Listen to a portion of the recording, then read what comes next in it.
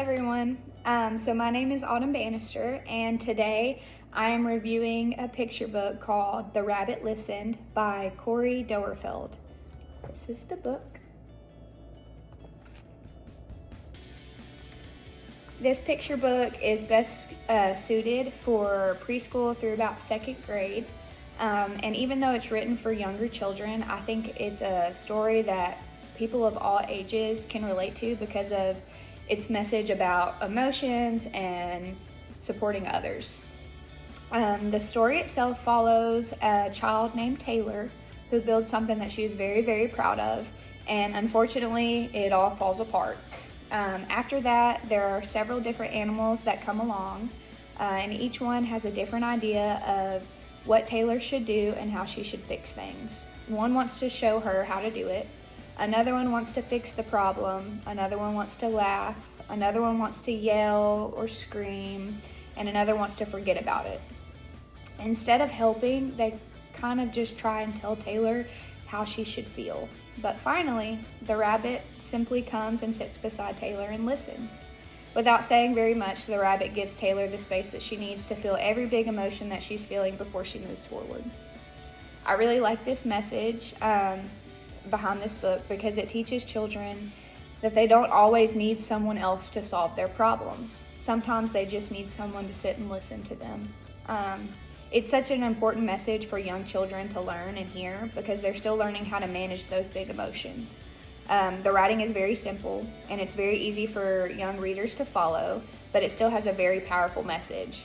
The illustrations are soft and colorful, and they do a very, very wonderful job of showing Taylor's emotions without ever really needing to include a lot of words. I also really liked how each animal represents a completely different emotion or reaction that people will often have when someone is upset.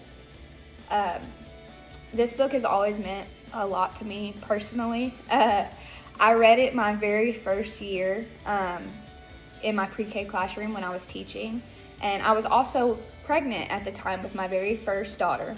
So every time that I would read it, which was a lot due to the kids constantly asking me to read them this specific story, I would get emotional because just how meaningful the message is. The rabbit reminds me of my fiance, Max.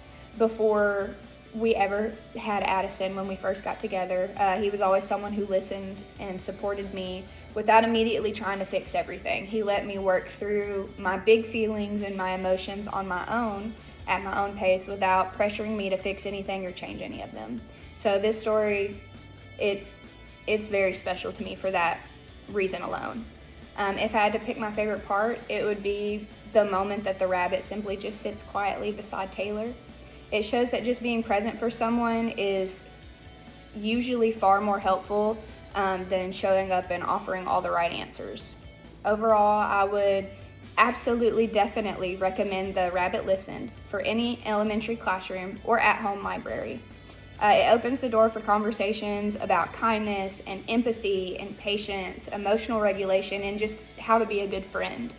I think it's one of those books that children will remember because the lesson itself is so simple, but it's still very meaningful. Thank you for listening. One more time, here is the book and the colorful details. See how colorful it's illustrated? And then here's the rabbit, listening and helping her feel all of her big emotions.